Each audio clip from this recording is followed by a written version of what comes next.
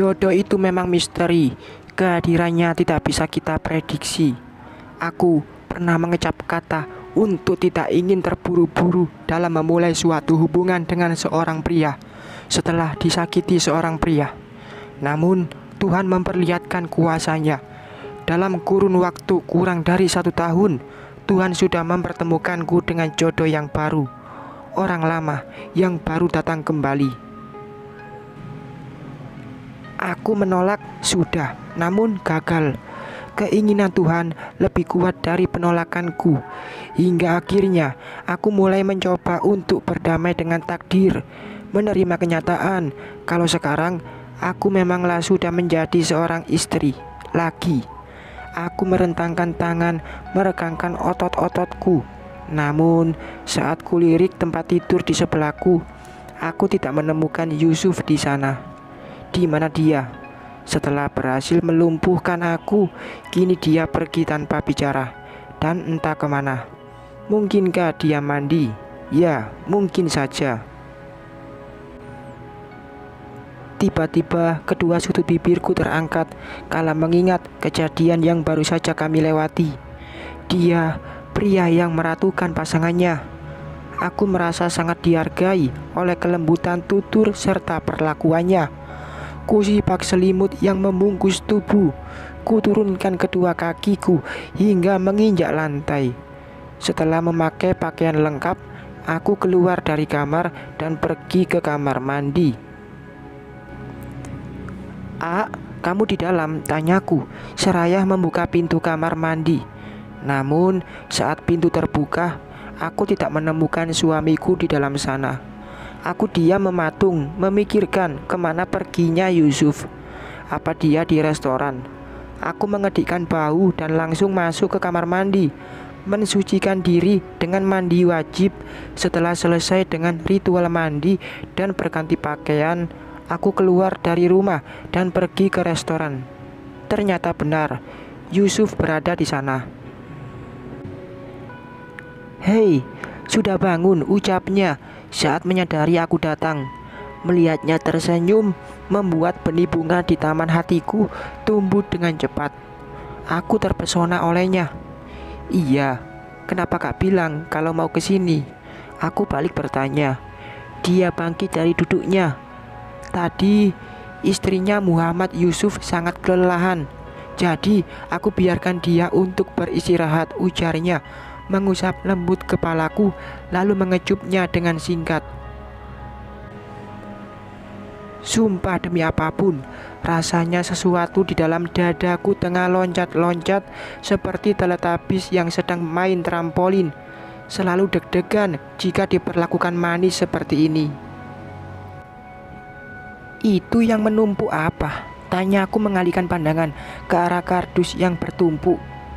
"Itu air mineral sama minuman dalam kemasan lainnya. Baru datang barusan.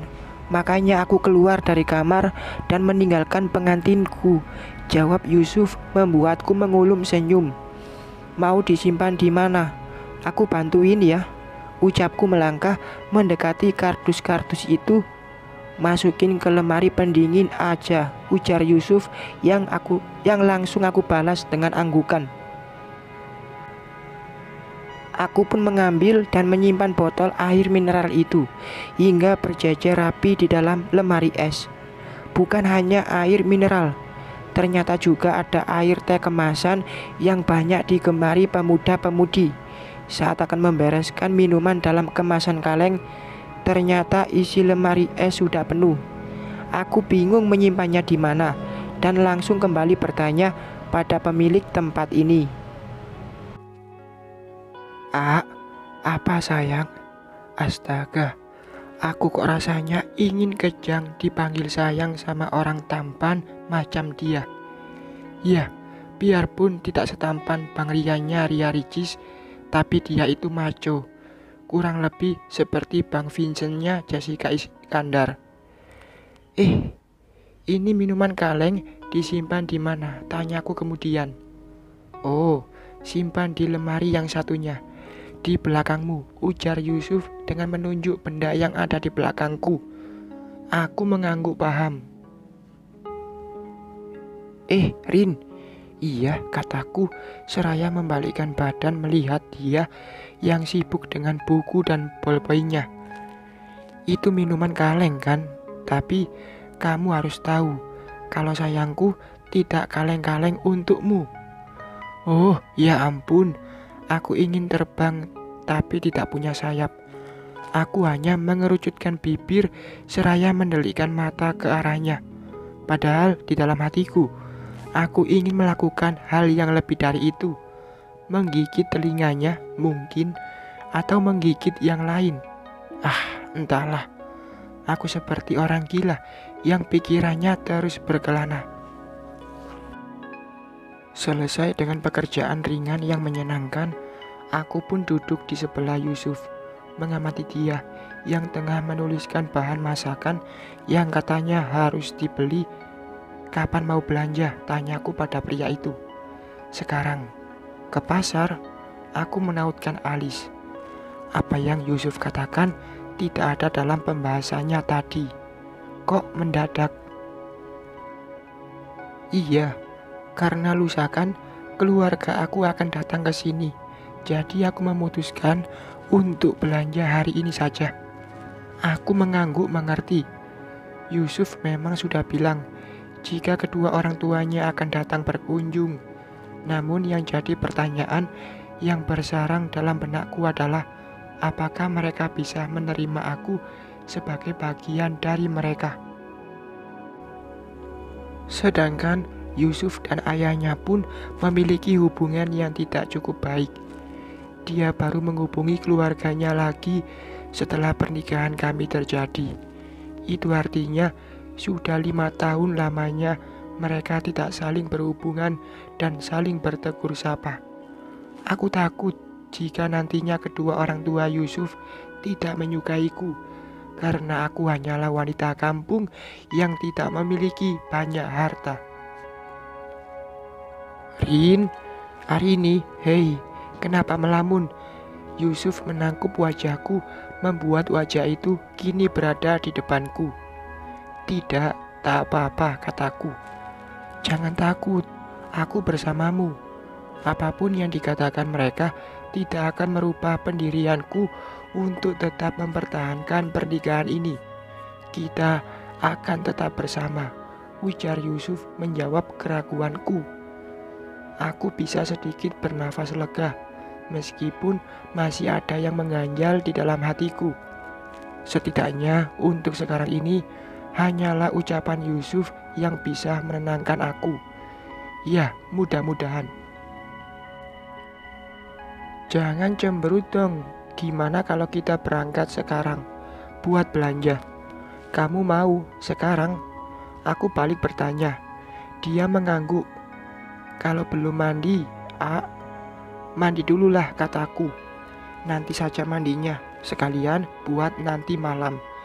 Yusuf berbisik di telingaku.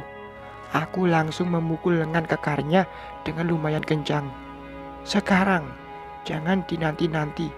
Aku gak mau pergi kalau kamu belum mandi. Aku melipat kedua tangan di perut dengan bibir yang mengerucut. Bukannya mengabulkan keinginanku, Yusuf malah tertawa seraya terus menggodaku. Mulai dari mencolek daguku hingga mencubit pipiku. Pria itu menganggapku boneka panda yang besar dan mengemaskan. Hingga akhirnya aku pergi meninggalkan dia karena kesal. Tidak lama setelah kepergianku, dia menyusulku dan akhirnya bersedia untuk mandi. Sambil menunggu Yusuf selesai dengan ritual mandinya, aku menyibukkan diri di dapur, memasak apa saja yang bisa aku makan dengan suamiku. Setelah tadi pagi dia yang melayaniku, kini saatnya akulah yang melayani dia. Kok masak? Kita kan mau berangkat, ujar Yusuf yang baru saja keluar dari kamar mandi. Sebentar saja, lagian aku cuma masak telur ceplok doang. Gak akan lama, kataku sambil melanjutkan pekerjaanku. Oh ya ampun, maafkan aku Rin. Baru juga sehari jadi istriku, kamu sudah mengalami kemiskinan. Aku janji ini tidak akan terulang lagi. Yusuf mengecup kepala bagian belakangku, lalu dia pergi masuk ke dalam kamar, meninggalkan aku yang masih berada di dapur. Setelah aku menyelesaikan ritual masak, buru-buru aku ke depan saat mendengar ada orang yang mengucapkan salam. Aku membuka pintu dan ternyata orang yang datang adalah Aki Sanip dan istrinya. Aku mempersilahkan mereka masuk dan duduk. Kemudian aku mengambil air putih dan cemilan untuk aku suguhkan kepada mereka. Saat kami duduk bersama, aku merasa ada yang aneh dengan mereka, terutama pada Nini. Entah kenapa aku merasa jika sikap Nini padaku sedikit berbeda. Ia lebih banyak diam dan enggan bersitatap denganku. "Neng, Yusuf kemana?" tanya Ki Sanip. "Ada Ki, lagi ganti baju di dalam," kataku. Aki Sanip membulatkan mulutnya, membentuk huruf O. "Neng, iya Ki," kataku lagi. "Menurut Neng Arin, penampilan Aki hari ini gimana?" Aku mengerutkan kening mendengar pertanyaan dari kakeknya Yusuf itu.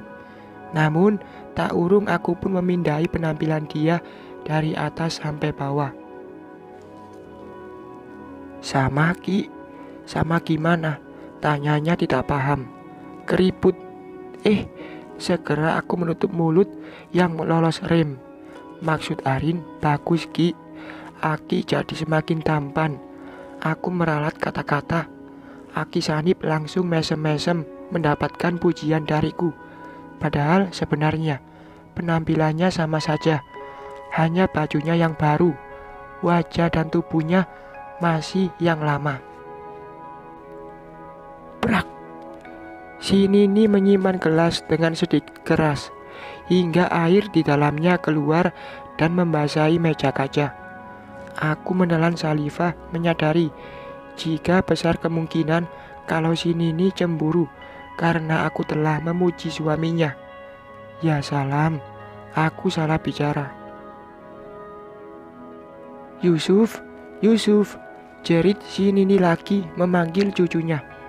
Yusuf keluar dari kamar dengan baju dan dandanan yang sudah rapi dan wangi. Ia heran melihat neneknya yang berteriak dan langsung memeluknya saat dia membuka pintu. "Kenapa nih?" Yusuf bertanya seraya mengusap punggung Nini Asi. "Sakit hati Nini jika diperlakukan seperti ini, Suf. Sakit," ujar si Nini semakin histeris. Yusuf melihatku yang langsung aku jawab dengan gelengan kepala. "Nih, sakit kenapa? Coba dijelaskan dulu. Kenapa Nini sampai nangis seperti ini?" tanya Yusuf lagi. "Aki Yusuf, dia selalu membandingkan Nini dan istrimu. Lihat pakaian Nini." Aku tertegun dengan perkataan Nini Asi. Saat aku diam dengan hati yang tak menentu, Nini Asi melepaskan pelukannya dari suamiku. Ia memperlihatkan penampilan dia yang baru aku sadari ternyata sangat berbeda dari biasanya. Ia memakai bawahan rok plisket dengan atasan kaos longgar yang dimasukkan ke dalam rok.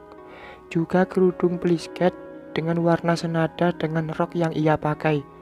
Bukan hanya itu, bibir Nini Asi dipoles dengan warna merah menyala yang sangat mencolok. Hahaha. Yusuf tertawa terbahak setelah memindai pakaian nenek usia 60 tahun itu. "Ini semua Akimu yang suruh. Dia bilang biar Nini bisa cantik seperti Arini.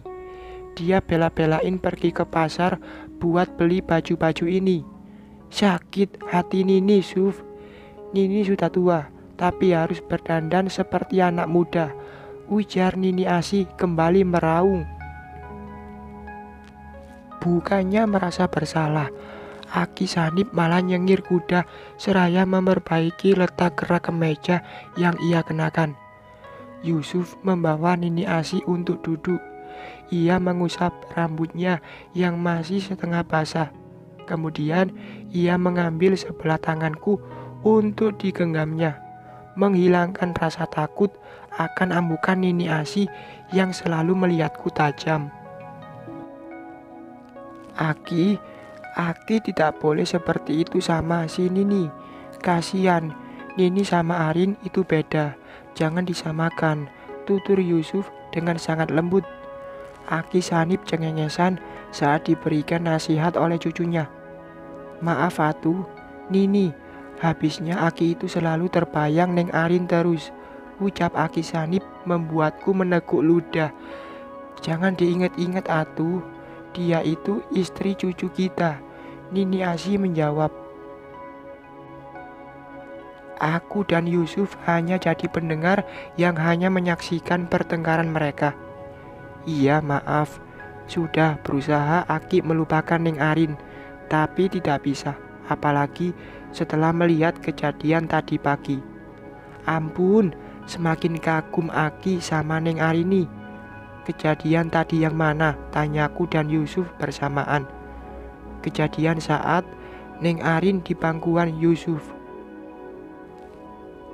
Allahu Akbar. Aku, Yusuf dan Nini Asi berseru bersamaan dengan mata melotot ke arah Aki Sanip. Aku tertawa sumbang, menghilangkan rasa malu. Fik, tadi dia memang sengaja ngintip, bukan kebetulan datang. Ya salam, begini banget jadi cucu Aki Sanip. Sampai Ai pun dia perhatikan. Nasib.